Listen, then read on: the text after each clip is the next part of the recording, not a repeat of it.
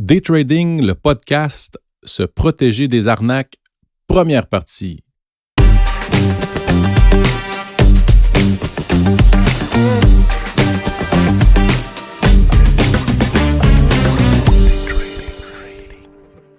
Bien le bonjour, chers traders. J'espère que vous allez bien. Aujourd'hui, on couvre un sujet qui est très spécial, mais un sujet qui va nous permettre de nous protéger et de protéger notre argent.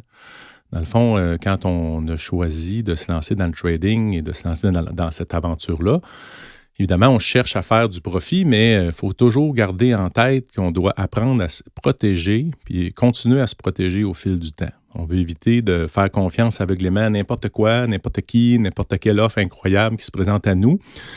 Puis dans l'époque où on vit, des offres incroyables, il y en a une quantité astronomique. Toujours en compagnie de François, mon cher mentor. Comment ça va, François? Ça va super bien. Puis un excellent sujet. Je le dis souvent, l'argent qu'on transige, l'argent qu'on gagne durement, c'est pas de l'argent de Monopoly. Donc, c'est de la vraie argent. Donc, l'argent qu'on a gagné durement, on veut qu'elle reste dans nos poches, puis pour les bonnes raisons. Exactement. Donc, protéger son argent, c'est aussi agir de façon responsable. Puis, ça me fait rire que tu parles de Monopoly parce que des fois, je fais des blagues à mes enfants. Dans le fond, des fois, je dis « Ah, je te gage 100 000 ». Puis là, mon fils me regarde avec des grands yeux. Puis là, ça finit par « Monopoly ». Ils partent à rire. Puis à un tel point, je fais des clins d'œil en même temps que quand ils étaient tout petits, je faisais cette blague-là. Puis eux autres, Monopoly, ils n'avaient jamais joué encore. Puis pour eux autres, ça voulait dire clin d'œil. Quand je disais Monopoly, ils faisaient des clins d'œil. C'était un running gag chez nous. Mais effectivement, c'est pas de l'argent Monopoly qu'on a, c'est notre vrai argent gagné. Faut en prendre soin. Puis c'est triste, mais se faire arnaquer, ça fait partie de la vie. Hein? Moi, ça m'est arrivé à quelques reprises. Ça nous est tous arrivé à un moment donné, au moins une fois dans notre vie. Que ce soit dans le trading ou dans d'autres sphères, là, c'est pas nécessairement dans le trading que je me suis fait avoir le plus. Mais dans tous les cas, parce qu'on va essayer de parler du trading, mais l'appât du gain est sournois et dangereux. Hein? C'est ça qui est un des très grands risques, c'est que des fois, l'appât du gain nous fait prendre des décisions qu'on n'aurait pas dû prendre des risques qu'on n'aurait pas dû prendre non plus, puis des fois, on se fait avoir. Donc, c'est ça qu'on va essayer de faire aujourd'hui, de parler de tout ça pour, dans le fond, partager avec vous là, des trucs pour se protéger. Puis, avant d'aller plus loin, j'ai une anecdote. Moi, j'aime bien ça, les anecdotes. Puis, dans le fond, un exemple d'une fois où je me suis fait avoir dans ma vie, mais c'était pas comme une arnaque, mais c'était comme un vol d'identité que j'ai vécu. Puis c'est un petit peu d'actualité aujourd'hui parce que dans le domaine financier, pour tous ceux qui sont chez Desjardins, vous savez que potentiellement, ils ont déjà toutes vos informations. Là. Donc, on est tous à risque, dans le fond, de se faire voler notre identité un jour ou l'autre. Puis c'est important de bien agir si ça arrive. Mais mon exemple à moi, c'est que j'ai 25 ans. Je suis étudiant encore, musicien, donc pas beaucoup d'argent. Puis je me lève un matin, puis il y a comme un syndic, un huissier là, qui sonne à la porte. Puis là, je reçois une lettre. Et là, j'ouvre la lettre, puis c'est une banque qui m'envoie une poursuite de 60 000 $. Dans le fond, je me souviens pas ce qui était écrit sur le papier, mais juste là, j'ai peut-être perdu la vue là, quand j'ai lu le papier pour me rendre compte que, dans le fond, quelqu'un avait volé mon identité. Il avait fait ça à 2 autres personnes. Donc, on était 3 personnes à s'être fait voler l'identité. Puis la personne, ce qu'elle faisait, on appelait ça du kiting. Dans le fond, c'est que ce qu'elle faisait, c'est qu'avec les 3 comptes commerciaux, elle faisait des chèques pas de fonds. Et le chèque, le temps qu'il était déposé puis compensé, avant qu'il se rende compte qu'il n'y avait pas d'argent, dans l'autre compte, il faisait un chèque avec l'autre entité, puis il roulait comme ça avec les 3 comptes en faisant des chèques avec des montants différents. Là. Puis là, on parle de... Il y a plus de 20 ans. Là. Donc, aujourd'hui, ça a sûrement évolué, là, les systèmes de détection de ces trucs-là. Et lui, il a sa carte de débit, fait qu'il peut aller dans les guichets, il peut aller comme retirer de l'argent. Puis là, il fait des chèques comme ça, puis les chèques deviennent de plus en plus gros, puis de plus en plus gros parce qu'il faut qu'il fournisse à son train de vie.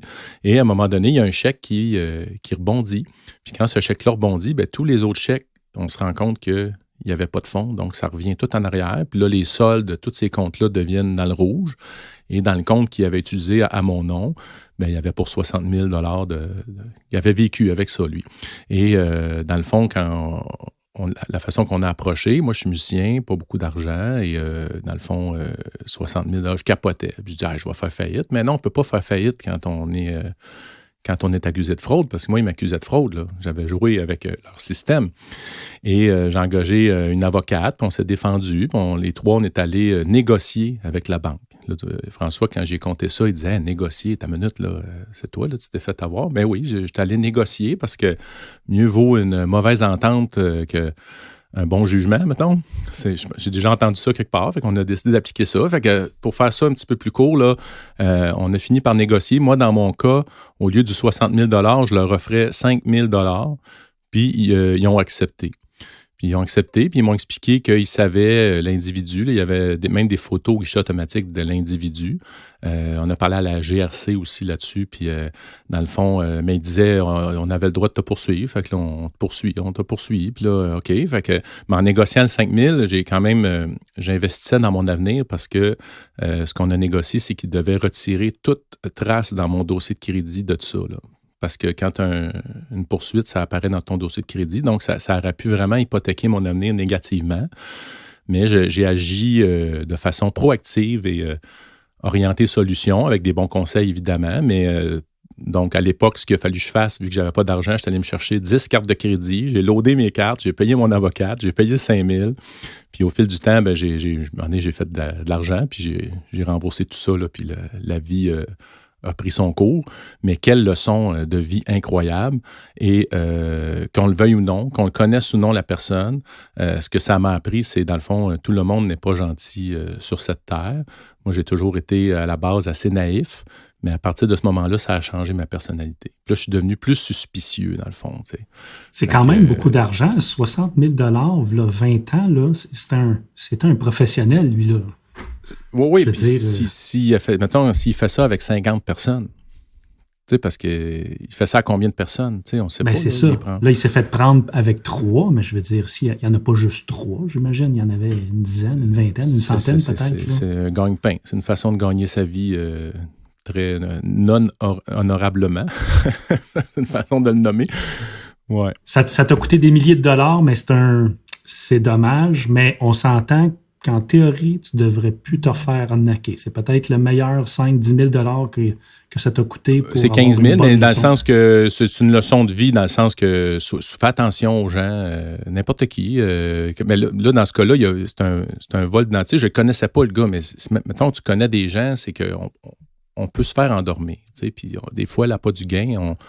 On veut croire, puis on peut donner des fois du contrôle à des gens ou notre argent. Puis là, dans le trading, bien, il y a ça aussi, là, c'est qu'on peut mettre notre argent dans les mains de quelqu'un d'autre. Il faut faire attention. Donc, c'est pour ça qu'on traite le sujet aujourd'hui. Moi, c'est une seule anecdote, là, celle-là, mais quand même, c'était toute une anecdote. Je vais en compter une autre qui est plus légère, mais moi, je suis très fier de cette expérience-là. C'est mon fils qui a vécu ça quand il avait 5 ou 6 ans. Là. Il était au terrain de jeu avec des cartes Pokémon. Fait qu'il a vécu, lui, il s'est fait vraiment arnaquer avec les Pokémon. Puis moi, j'ai utilisé ça comme leçon pour lui montrer... dans le fond, c'est quoi les arnaques? Fait que le petit gars, il a 5 ans, il s'en va au camp de jour avec 30 cartes Pokémon. Moi, personnellement, je vais vous avouer, ça m'énervait, là, les Pokémon. Je ne tripais pas là-dessus, mais il aimait ça. Puis, il revient le soir, puis il y avait juste une carte Pokémon entre les mains. Il n'y avait plus ces 30 cartes. Puis une carte Pokémon, mais pas nécessairement la meilleure non plus, là, une petite carte de base. Là. Puis là, je dis, qu'est-ce qui se passe?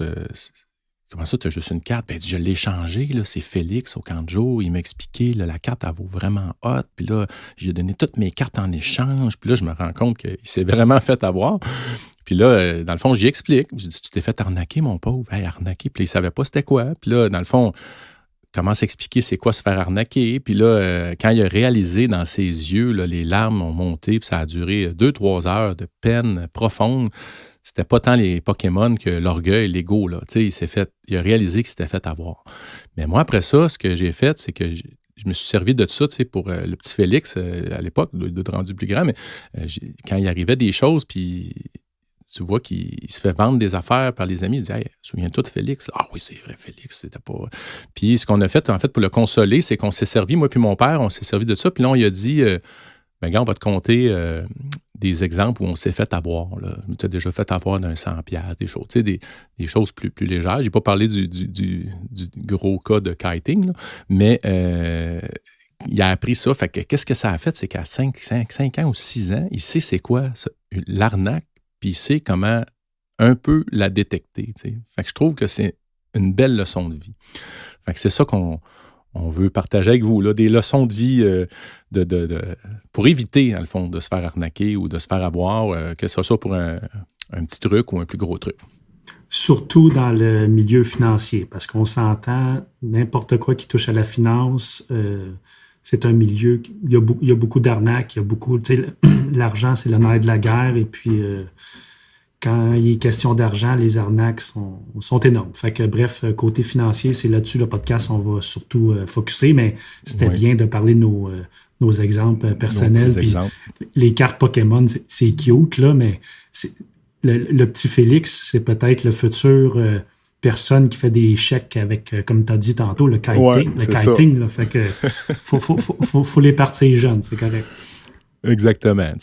Puis qu'on le veuille ou non, c'est plate, mais c'est une plaie, là, puis ça existe. Puis moi, je considère qu'il y a plus de possibilités de se faire avoir que de véritables opportunités si on regarde tout ce qui nous est sollicité, vendu partout. Là, fait qu'il faut qu'on se protège, il faut qu'on apprenne à mieux se protéger et à être suspicieux, dans le fond.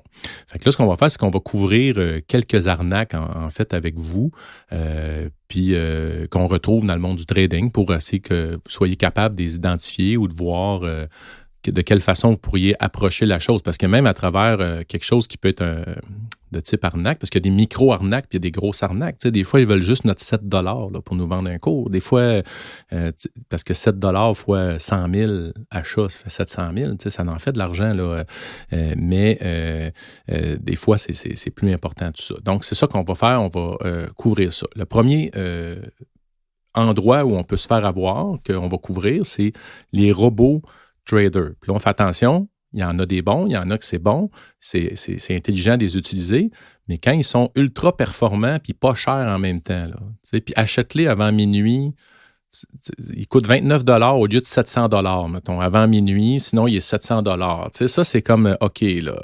Puis là, il va te faire des gains de 3000 % par année. Pour moi, c'est trop facile. Tu t'en remets à quelque chose d'autre. Tu dis, je fais ça, c'est une machine, là, ça va rouler tout seul, puis et voilà, ma retraite est garantie. C'est très clair que ça ne sera pas ça. Moi, je pense que si vous voulez un robot, ben, apprenez comment ça marche, puis développez-en à partir de vos stratégies à vous autres. Mais voyons, Patrick, t'aimerais pas ça faire 20 % par mois facile? Ça te coûte seulement 15,99 $. Allez, mon ami. Oui, facile. 15 par mois. Parce que j'aime ta face. Oui, c'est ça. C'est ça. Fait que, tu sais, mais toi, François, tu en as utilisé aussi des robots dans ta carrière, tu sais, mais tu les as développés avec d'autres gens, puis c'est toi qui as établi, dans le fond, tes critères, ta stratégie là-dedans. Là. C'est pas quelque chose tout cuit dans le bec qu'un étranger va te livrer gracieusement, là. Non, et un peu comme on a parlé en début, hors onde, tu sais, les robots traders, il y a des avantages, il y a des désavantages là-dessus. Le désavantage, pas le désavantage, il y a beaucoup d'arnaques là-dessus. Mais l'avantage, c'est lorsqu'on développe notre propre stratégie.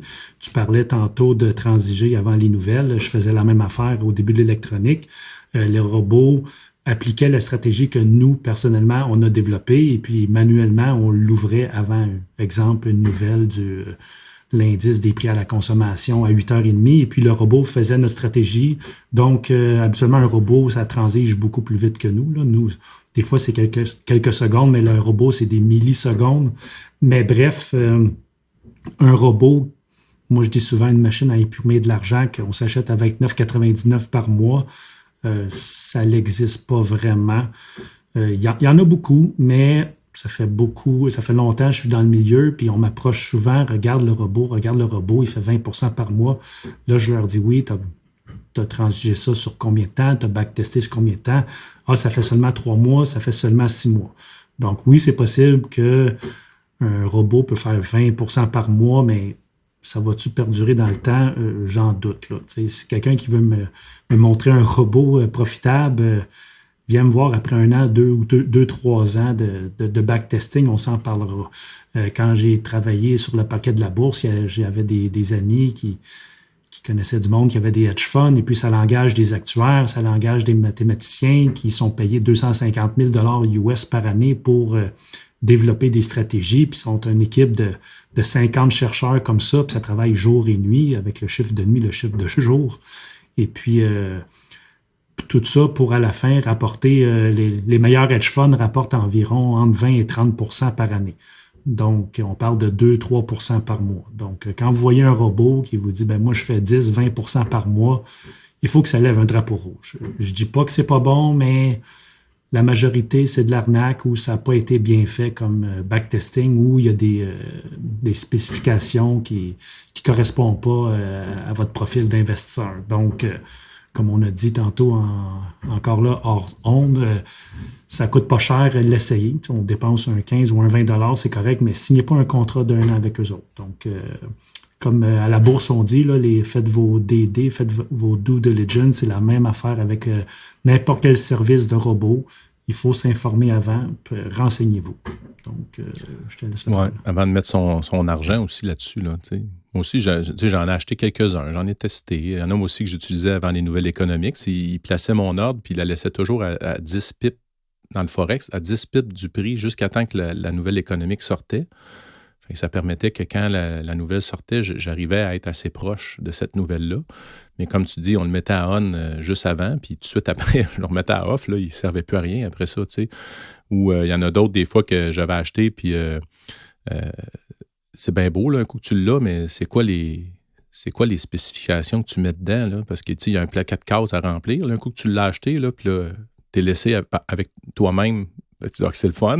Je sais pas quoi mettre dedans. Fait qu'il y a toutes sortes de choses, mais en même temps, tu sais, ça peut être un cours, tu peux apprendre, mais rien ne vaut l'équivalent de dire je vais apprendre comment ça marche, je vais me trouver un développeur avec qui travailler, puis ensemble, on va développer notre stratégie, puis on va monter ça. Moi, je crois plus à ça que d'essayer de trouver dans le marché quelque chose qui roule tout seul. Parce qu'il peut marcher dans un marché en tendance, mais si le marché tombe sans tendance, là, sideway, il ne marche plus. Tu sais, il y a des différentes situations.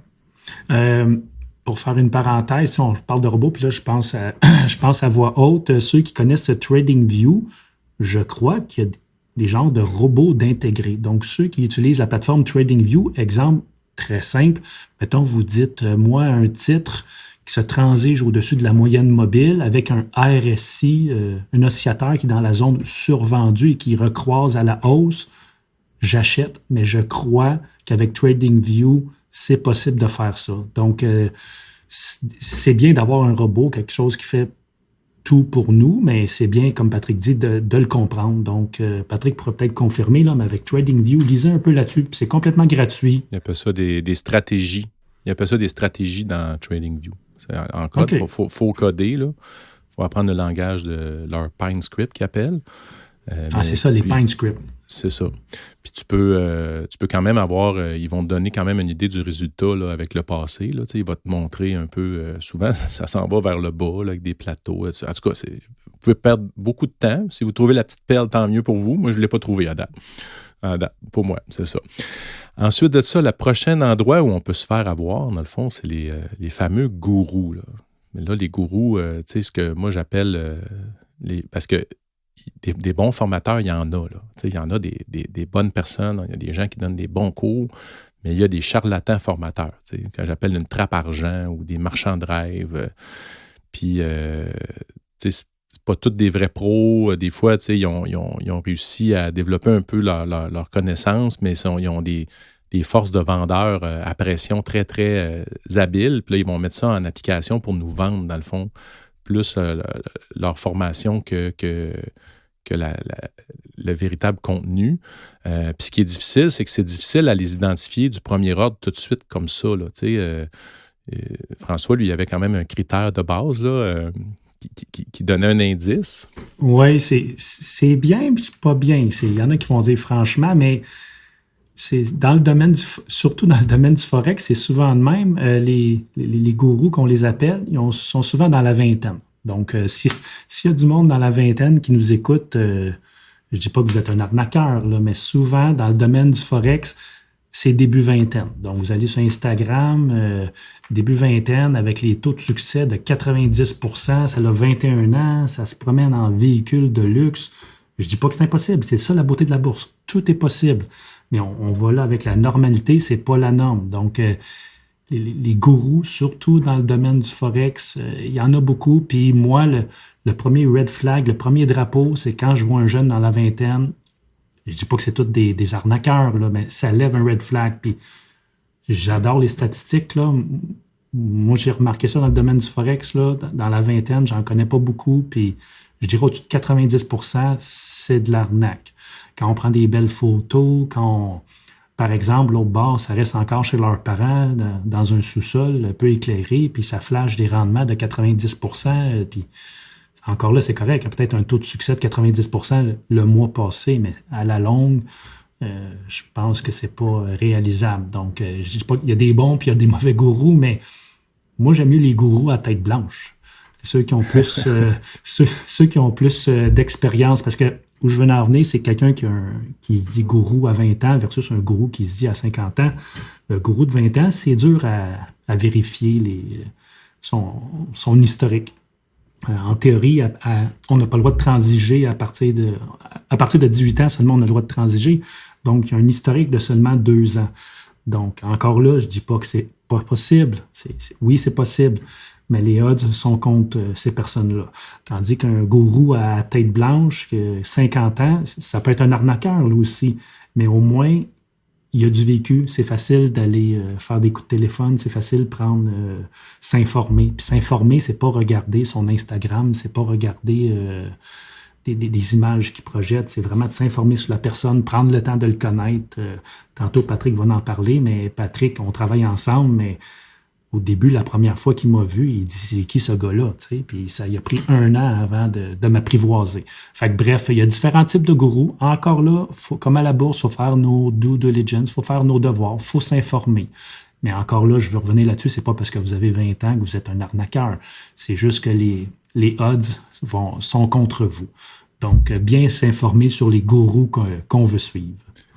Puis les gourous, en fait, ou les formateurs ou les mentors, ou, on peut les appeler comme on veut, là, mais moi, ce que j'aime, c'est l'expérience. Tu l'as dit, la tête grise ou la tête blanche. Parce que l'expérience, c'est quoi? C'est que la personne a vécu plusieurs réalités de marché. T'sais. Sur 2 ans, tu ne peux pas dire que tu as vécu plein d'affaires. Là. Quand tu as vécu, mettons, des situations où il y a eu des crashs, où il y a eu toutes sortes de situations qui t'ont fait sortir de tes stratégies, que tu as été comme confronté même à toi-même. La personne, elle a une sagesse. Puis moi, c'est ça que je recherche, c'est d'avoir accès à cette sagesse-là. C'est pas d'avoir accès à simplement une stratégie qui donne l'impression de fonctionner, mais pour combien de temps? Puis le moment où elle ne fonctionne plus, est-ce que je leur donne tout au marché encore plus? Il y a ça aussi, c'est d'être prudent. Fait que moi, c'est ça que je trouve important. Donc, s'assurer de l'expérience, puis de la réputation aussi. Est-ce que cette personne-là a joui d'une belle réputation? Puis ça, même malgré ça, là, on peut se faire avoir quand même. On va en parler plus tard des cas où les personnes avec des réputations extrêmement fortes qui ont quand même réussi à avoir, surtout pour ramasser l'argent du monde là, pour faire du placement. Là, on va se regarder pour plus tard, je pense même pour le prochain épisode, parce que le temps passe quand même assez rapidement. Donc, les gourous, tu sais, oui, puis François l'a dit, ça m'a pris 1 an à ce que je fasse confiance. C'est qu'en partant, moi, je suis très suspicieux. Donc, quand je rencontre quelqu'un dans le domaine qui veut enseigner, prouve-moi que tu es honnête. T'avais ton petit Félix en dedans de toi qui disait « lui, il fait attention. » Je me rappelais de Félix. Oui, c'est ça. Exactement. T'sais, prouve-moi l'inverse. Moi, je pars, puis tu pars pas à neutre, tu pars dans le rouge, puis prouve-moi l'inverse. Puis au fil du temps, par certaines actions que j'ai, mettons dans l'exemple de François, quand j'ai vu certaines choses qu'il a faites ou dans sa façon de présenter, à chaque 2 semaines, il va nous donner un recap de ce qu'il a fait, puis j'ai validé là, des recaps, OK, il l'a annoncé, c'est vrai, était là la trade, donc d'espèce de valider ce qu'on nous donne comme info et d'essayer d'identifier les doubles discours, les non-sens. Là, des fois, ça ne fait pas de sens. Donc, c'est à travers ça qu'on va y arriver. Ça ne veut pas dire qu'il ne faut pas aller voir, mais il faut y aller doucement. Ou des fois, des gourous, tu te fais inviter un week-end de formation, mais que la formation commence à 8 h le matin, puis elle finit à minuit le soir, puis tu as 3 jours de même. Puis là, à la fin du 3e jour, tu as un cours d'une valeur de 100 000, mais devant ça, 20 000 $ juste pour les 8 premiers. Moi, j'ai vu ça, là, puis on est dans une salle. Là, puis là, les 8 premiers, là, ils vont avoir ça à 20 000 au lieu de 100 000. Puis là, tu en as 50 qui partent en courant en arrière de la salle pour aller s'inscrire. Mais tu apprends que, dans le fond, les 10 premiers qui se sont levés en courant, c'était du monde qui était là juste pour se lever en courant, pour que les autres se lèvent aussi en courant pour aller s'inscrire, pour montrer que, hey, je veux une place. Puis, il y en a, ça existe. Donc, soyons prudents, OK? C'est des méthodes de marketing. Tantôt, hors onde, tu me diras c'est qui. Moi, j'aimerais ça assister à ça. Ça doit être un bon show de comédie. Je ne sais pas si ça existe encore aujourd'hui, là, mais j'aimerais ça assister à ça. Ça doit être drôle. Mais c'est bien, mais on fait attention de ne pas nommer de nom, effectivement. Non. Attention, parce qu'on veut pas, on cherche pas le trouble non plus. Mais je te dirai, François, ça va me faire plaisir. Okay. Je ne sais pas non plus s'il en donne encore, là, mais c'était fascinant là, de voir ça. Ensuite de ça, dans le fond, on va en couvrir un dernier pour aujourd'hui parce que, effectivement, le temps file. Ça serait les courtiers. Là, les courtiers, je veux quand même être clair, c'est pas tous les courtiers, c'est pas chaque courtier, mais ça existe des courtiers mal intentionnés ou des faux courtiers et il y a différentes approches là-dedans. C'est sûr que si vous restez dans les grands courtiers ou les grandes banques canadiennes régulées, c'est très peu probable, mais c'est déjà arrivé pareil qu'il y a eu on a vu des poursuites là, contre certains courtiers régulés pour... j'ai pas de détails à donner, là, mais on a déjà vu ça, là, sans en nommer. Mais un exemple, mettons, de courtiers une méthode qu'ils vont utiliser, c'est que il y en a qui vont avoir 2 livres. Ils vont avoir le livre A et le livre B, bien, le B-book en anglais. Le B-book, quand on est dans le livre B, en fait, c'est qu'ils vont classer leurs traders, leurs clients dans 2 livres. Le livre B, c'est des traders qui ne sont pas profitables. Ça, on sait que c'est la majorité des traders. Donc, un courtier qui décide d'avoir plein de clients non profitables, il y a une façon d'en profiter. Fait, qu'est-ce qu'il va faire? C'est que, supposons qu'on va passer l'ordre dans la plateforme, puis, dans le fond, le courtier, lui, il ne la passe pas l'ordre à la bourse. Il la garde dans son livre à lui. Puis, lui, il va prendre l'ordre inverse à la bourse avec son argent. L'inverse de toi parce qu'il sait qu'à 90%, tu vas avoir une perte. Fait qu'il met les chances de son côté en faisant l'inverse de ce que tu dis. Puis, dans le fond, il encaisse là-dessus. Fait que, puis toi, quand tu as une perte, si tu as mis ton argent, mais il peut garder l'argent aussi, là. En même temps, c'est de la perte, tu sais. Fait que, dans le fond, qu'est-ce qui va se passer? C'est que le jour où tu deviens profitable, là, tu te ramasses dans le livre A, le courtier, il te flush. Il ne veut plus faire affaire avec toi. Ou il va te montrer des frais, ou il va changer de conditions, ou ça devient plus compliqué. Donc, ça existe. Moi, je ne l'ai jamais vécu. Je n'ai jamais senti que j'étais dans le B-book ou le A-book parce que j'étais dans mon courtier régulé, que j'ai vraiment fait une vérification diligente avant. Mais ça existe. Oui, justement, là, présentement, on est en 2021, ceux qui vont réécouter plus tard, mais bref, en 2021, il y a beaucoup de membres, pas beaucoup, il y a quelques membres de la communauté des trading, puis c'est drôle que tu parles de ça, ça vient d'allumer, ils font affaire avec un courtier, et puis encore là, sans le nommer, et puis ces personnes-là payaient un frais fixe, je crois que c'était 5 $ par transaction, puis ils transigeaient beaucoup sur les marchés OTC. Et puis, il faisait beaucoup de transactions, puis c'était quand même des négociateurs profitables, je crois. Et puis, il y en avait une dizaine qui transigeaient quand même des assez grosses quantités. Et puis, du jour au lendemain, le market maker de cette compagnie-là, je crois, a protesté. Et puis, parce qu'il faisait beaucoup d'argent. Et puis, il trouvait ça ridicule qu'il paye seulement 5 $ par transaction. Et puis, du jour au lendemain, ils ont augmenté les frais de tous ces négociateurs-là. Pas de tout le monde, de seulement ces négociateurs-là. Fait que c'est un peu... C'est du concret, là. C'est arrivé, je dirais, il y a quelques mois à plusieurs membres de la communauté qui faisaient de l'argent chez ce courtier-là. Et puis le market maker a comme pas aimé ça. Et puis ils ont décidé d'augmenter les frais. C'est une belle façon de... On te met pas dehors, mais on augmente tes frais. On les double, on les triple x 10. Je me souviens plus c'était combien. Ou on augmente d'autres types de frais.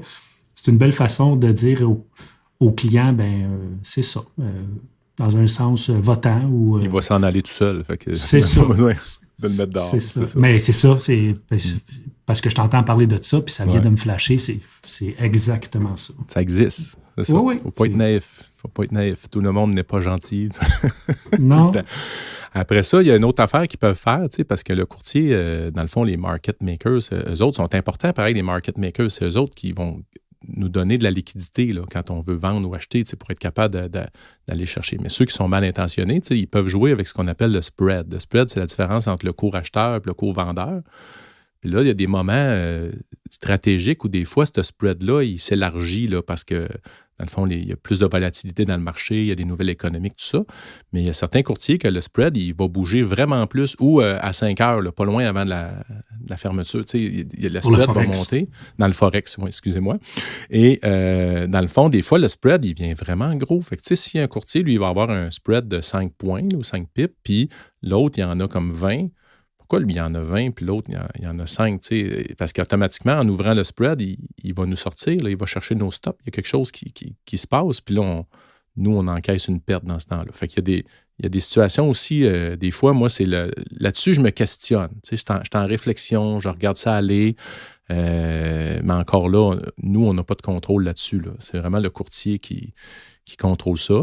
Puis les courtiers, ben là, c'est moins présent, là, mais par téléphone, là, le fameux loup de Wall Street, là, les méthodes, dans le fond, d'appeler les gens.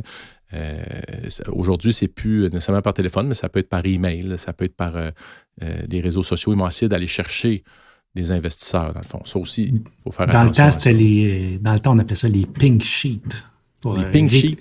Réécouter le film Le loup de Wall Street, là, c'est ça, on essayait de vendre des actions. Moi, j'ai pas vécu ça, là. C'était plus dans les années 80, là, je crois. Là. J'ai pas vécu toi, tu n'étais pas mais... un vendeur. Là. Toi, tu tradais ton argent. C'est pas pareil non plus. Non, c'est ça. Maintenant, les nouveaux loups de Wall Street, ça doit se faire par téléphone encore. Ça doit être plus rare. Là. Mais sinon, moi, je pense c'est via courriel. Hein, combien d'opportunités d'affaires, combien d'opportunités de trucs payants qu'on peut avoir. Allez regarder dans vos courriels, spam, junk, vous allez en voir. Nouveaux cryptos, nouveaux produits, nouveaux tels métaux. Il y en a énormément. Là, donc, on n'a même pas le temps de toutes les lire en plus. Fait que, mais il faut faire attention. Alors, pour cet épisode-là, ça fait déjà 30 minutes. On va arrêter ça là parce qu'on veut être discipliné. On va avoir un deuxième épisode pour le prochain où on va poursuivre. Alors, on espère que, là, on s'est trempé l'orteil. On espère que là, on sonne des cloches puis que vous allez comme réfléchir à ça puis essayer de voir si dans vos comportements, vous avez tendance à faire confiance trop rapidement ou si vous faites vos devoirs puis vos vérifications. C'est ça. Moi, je vais résumer, là. C'est exactement quand vous êtes négociateur à la bourse, faites vos devoirs. Avant d'acheter un titre, assurez-vous de savoir où votre stop loss, où votre target. Vous faites vos devoirs. Donc, que vous achetez un titre, que vous achetez une formation de quelqu'un ou que vous voulez faire confiance à quelqu'un, faites vos devoirs. Regardez l'historique du titre, regardez l'historique de la personne. Informez-vous pour faire une analogie, quand avec le marché des actions, on regarde les fondamentaux, on regarde les états financiers.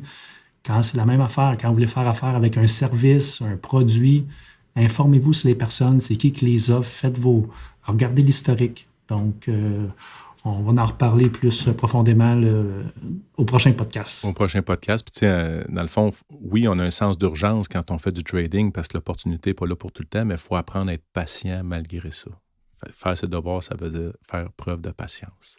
Alors, on vous souhaite un bon trading, puis on poursuit dans le prochain épisode encore avec d'autres façons de se protéger des arnaques. Bon trading à tous.